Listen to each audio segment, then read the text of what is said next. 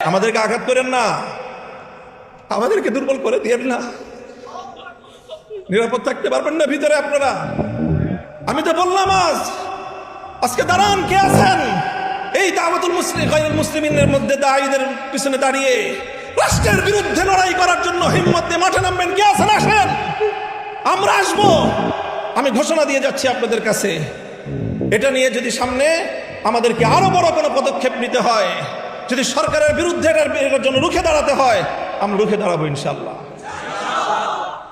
কাজে আমাদেরকে দুর্বল করে দিলে আখেরে আমরা সবাই ক্ষতিগ্রস্ত হব।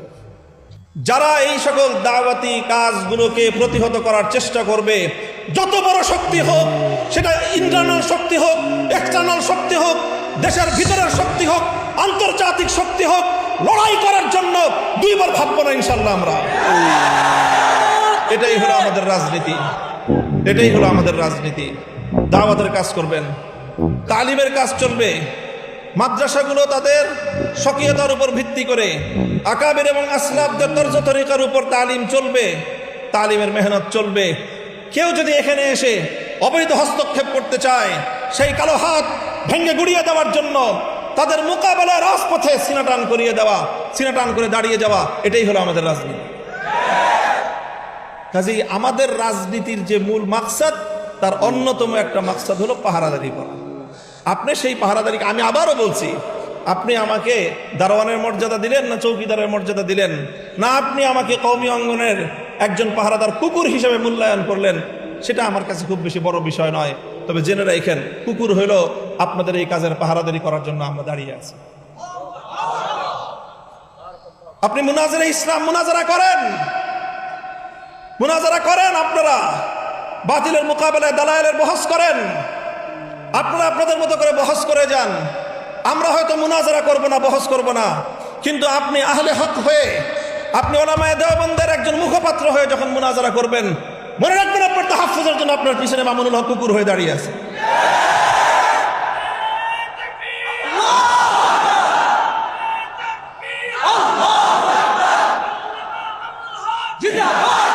এটা হলো আমাদের রাজনীতি, এটা হলো আমাদের রাজনীতির খুব নিগুড় রহস্য, মৌলিক কথা।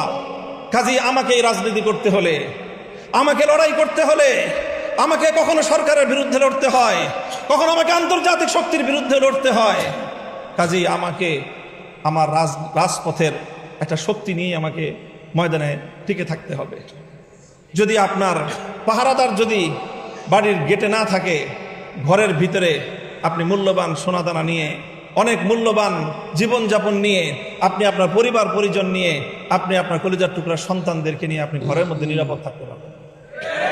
হয়তো আপনার পরিবারের ভিতরে যারা আছেন, ঘরের ভিতরে আপনারা যারা আছেন, তাদের তুলনায় আপনার পাহারাদারের মূল্য অনেক কম হতে পারে, কুকুরটার মূল্য অনেক কম হতে পারে, কিন্তু মনে রাখেন, ওই বাড়িদের দরজায় যদি কুকুরটা না থাকে, ঘরের ভিতরে আপনি নিরাপদ থাকতে পারবেন। আমাদেরকে আঘাত করেন না, আমাদেরকে দুর্বল করে দিয়েন না। নিরাপদ থাকতে পারবেন না ভিতরে আপনারা? আমি তো বললাম আজকে দাঁড়ান, কে আছেন এই দাওয়াতুল মুসলিমিনের মধ্যে দায়ীদের পিছনে দাঁড়িয়ে রাষ্ট্রের বিরুদ্ধে লড়াই করার জন্য হিম্মত দিয়ে মাঠে নামবেন? কে আছেন? আসেন, আমরা আসবো। আমি ঘোষণা দিয়ে যাচ্ছি আপনাদের কাছে, এটা নিয়ে যদি সামনে আমাদেরকে আরো বড় কোনো পদক্ষেপ নিতে হয়, যদি সরকারের বিরুদ্ধে এটার জন্য রুখে দাঁড়াতে হয়, আমরা রুখে দাঁড়াবো ইনশাল্লাহ। কাজে আমাদেরকে দুর্বল করে দিলে আখেরে আমরা সবাই ক্ষতিগ্রস্ত হব। আমার আখেরি কথা, মুহতারাম হাজিরিন, দেখেন এখন একটা রাজনৈতিক বড় ধরনের একটা ইস্যু আছে এখন রাজনীতির। আমাদের বাংলাদেশে, আমাদের এই উপমহাদেশের 250 বছর, 1753 সাল থেকে বা 1757 সাল থেকে আজ 2026 সাল, প্রায় 350 বছরের রাজনীতি। আমাদের আকাবের উলামায়ে কেরামের ত্যাগ, কোরবানি, নজরানা, জিহাদ, অনেক রক্ত, অনেক জীবন, এই অনেক কিছুর বিনিময়ে আমাদের বড়দের একটা বড় অর্জন ছিল, বড় একটা অর্জন ছিল। সেই অর্জন হলো 1947 সালে মুসলমানদের জন্য আলাদা ভূখণ্ড অর্জন। এমন একটা ভূখণ্ড, যে ভূখণ্ডে ইসলামী নিজাম হবে, নিজামে ইসলাম, শরিয়াতে ইসলাম বাস্তবায়ন হবে, এই অঙ্গীকারের ভিত্তিতে 1947 সালে মুসলমানদের জন্য আলাদা একটা রাষ্ট্রের অভ্যুদয়, এটা হলো আমাদের 350 বছরের আমাদের পূর্বসূরি আকাবের ওলামায়ে কেরামের রাজনৈতিক সর্ববৃহৎ অর্জন। এটা আমার পর্যবেক্ষণ, অন্য কেউ দ্বিমত করতে পারেন। সেই 47-এর বিষয় নিয়ে আমাদের মহান দুই আকাবিরের মধ্যে নজরিয়াতি ইখতিলাফ ছিল। হযরত মাদানী রহমতুল্লাহ আলাই তখন ভারতবর্ষ জুড়ে মুসলমানদের নিরাপত্তার স্বার্থে তিনি ওইভাবে দেশটার বিভক্তি চান নাই, এই কথা সব আমরা জানি। কিন্তু যখন দেশ বিভক্ত হয়ে গিয়েছে তখন হযরত মাদানী রহমতুল্লাহ আলাইহির মাওকিফ এটাই ছিল যে ঝগড়াঝাটি করে দুই মসজিদ বানানো ঠিক না, কিন্তু যদি মসজিদ দুইটা হয়ে যায়, মসজিদ যদি দুইটা হয়ে যায় তখন কি করবেন? দোনো মসজিদকে আবাদ করা, দোনো মসজিদের মধ্যে নামাজ কায়েম রাখা, এটাই হলো মুসলমানদের দায়িত্ব। হযরত মাদানী রহমতুল্লাহের কথা এটাই ছিল 47-এর পরে।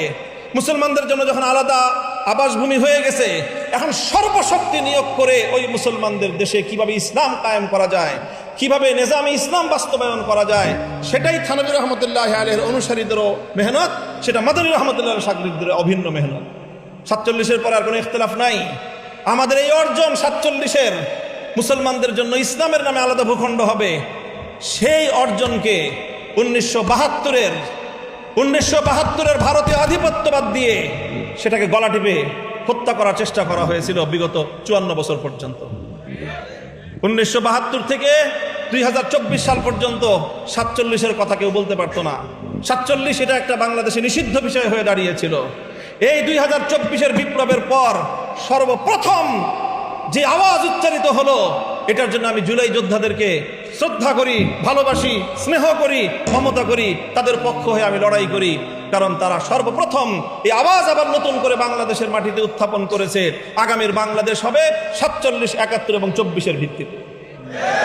এখন আমাদের রাজনীতি, যারা নিজেদেরকে শাব্বির আহমদ ওসমানী রহমতুল্লাহ আলাইহির সন্তান মনে করো, যারা নিজেদেরকে জাফর আহমদ ওসমানী রহমতুল্লাহ আলাইহির সন্তান মনে করো, যারা ইতিহাস পড়ো যে তোমাদের 47 সালে স্বাধীনতার পতাকা ইংরেজদেরকে বিতাড়িত করে শাব্বির আহমদ ওসমানী উত্তোলন করেছিলেন, যারা শাব্বির আহমদ ওসমানী রহমতুল্লাহ আলাইহির ফতহুল মুলহিম পড়ে ইলম অর্জন করো, যারা জাফর আহমদ ওসমানী রহমতুল্লাহ আলাইহির ইলাউস সুনান পড়ে গায়রে মুকাল্লিদিনদের বিরুদ্ধে বহস করো, তোমাদের জানা উচিত যে এই ওসমানী রাহিমাহুমাল্লাহর সেই আমানত, সেই ইসলাম এবং মুসলমানদের ভিত্তিতে আবার দেশ গড়ার নতুন দিনের মুয়াজ্জিনরা আজান দিচ্ছে, নতুন বেলাল আজান দিচ্ছে।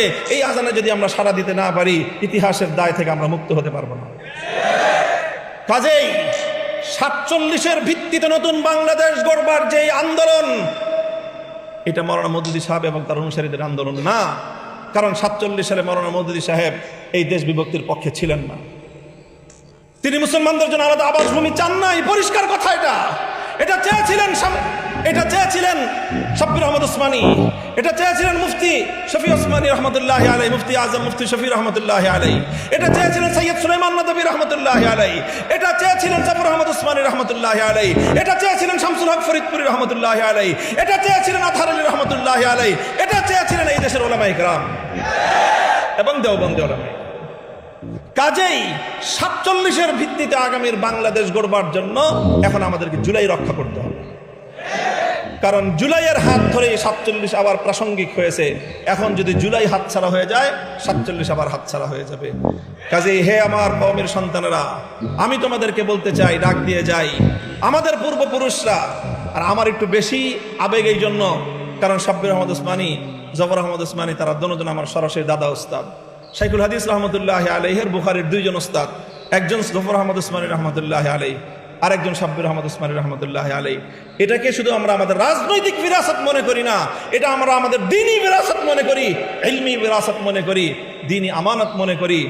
এই বাংলাদেশের মাটিতে আবার নতুন করে এইভাবে 47-এর চেতনার ভিত্তিতে দিল্লির গোলামীর জিঞ্জির ছিন্ন করে ইসলাম এবং মুসলিম জাতিসত্তার ভিত্তিতে নতুন দেশ গড়বার এই আওয়াজ যেটা উঠেছে, এই আওয়াজকে পূর্ণতা পর্যন্ত পৌঁছে দেওয়া, এটাই হলো আমাদের রাজনীতি। আমি আমার কথা আর দীর্ঘায়িত করছি না, সকলের কাছে মাপ চাই, অনেক বেশি কথা বলে ফেলেছি। আমি আবার আমার ওই কথা পুনরাবৃত্তি করছি যে ইনশাআল্লাহ আমি আমার মুরব্বী